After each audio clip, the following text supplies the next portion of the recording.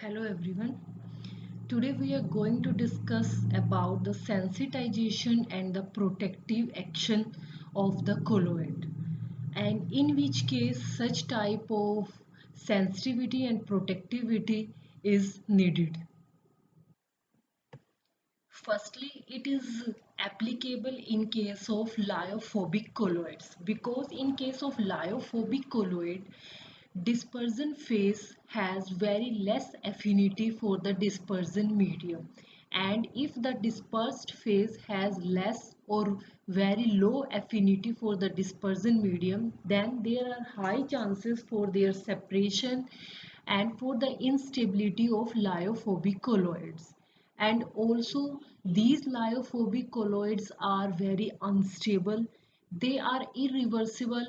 For example, if they convert into any unstable product, then it is very difficult for them to convert into their original position. So they are stabilized by adding electrolyte. Generally, we say that small amount of electrolyte is needed for the stability of the lyophobic colloid. But what is that amount that we are saying that this is a small amount that is needed for its stabilization? How much amount is needed for the stabilization? What happens if we use the amount lesser than that particular optimal amount, and what will happen if we will add more amount than this optimal amount? Is there any significance or use? Now we will discuss it. Lyophobic dispersion, or we can say lyophobic colloids, are unstable in the presence of even small concentration of electrolyte.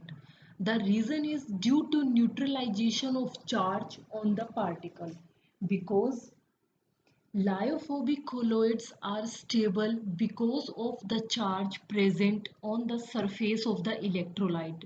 Because of that charge, lyophobic colloids are stable. If the charge amount will be changed because of any reason, then lyophobic colloids will become unstable. If lyophobic colloids will become unstable, this is called sensitization. Means the colloids now has become very sensitive, so that even if they will add to some other reagent, then the chances of their instability or for conversion into an unstable product will be very high.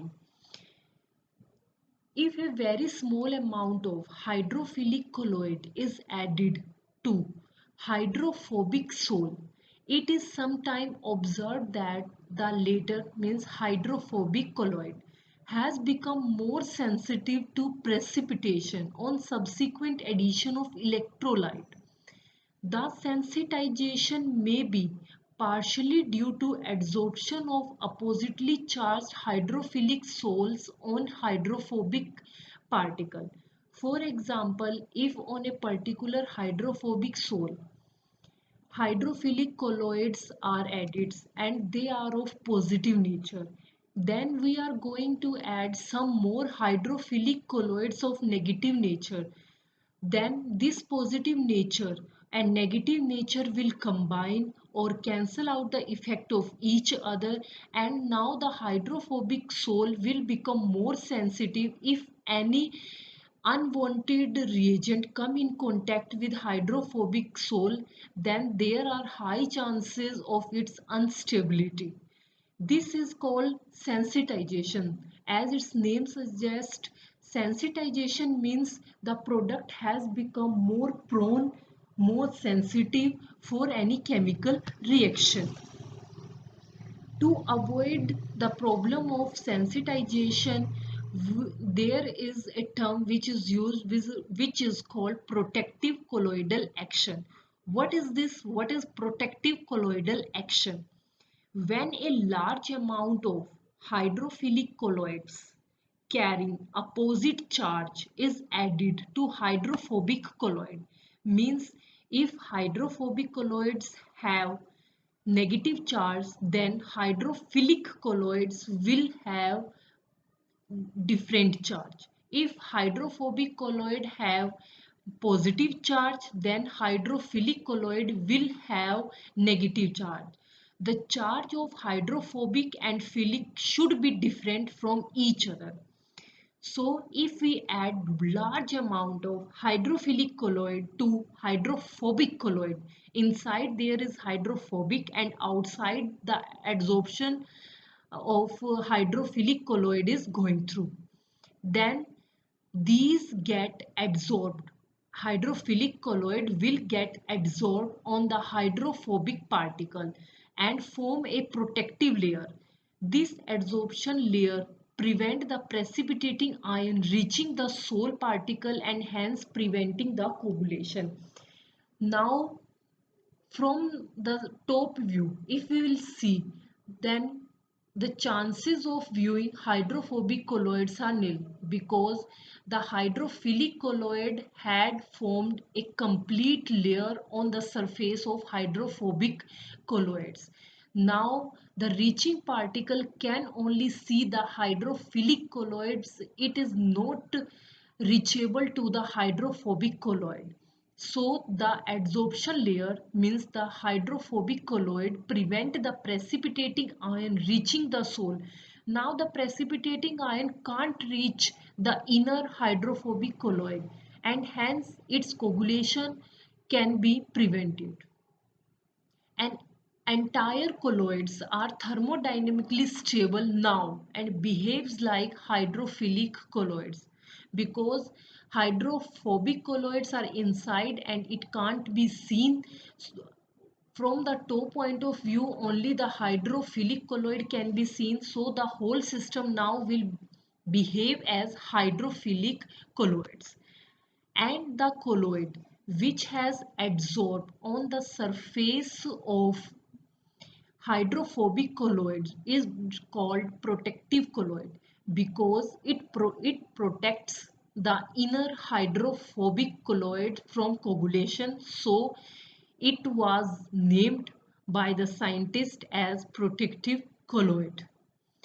The phenomena of protection is defined as a process by which the Sol particles are prevented from coagulation induced by an electrolyte. For example, hydrophobic Sol for injection such as colloidal gel injection must be stabilized in case of gelatin.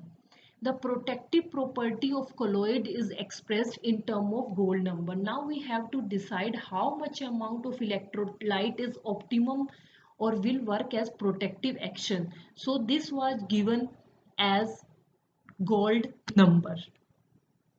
Gold number is defined as the minimum weight in milligram of a protective colloid required to prevent a color change from red to violet if it is added in 10 ml of gold Sol on addition of 1 ml of 10% solution of sodium chloride.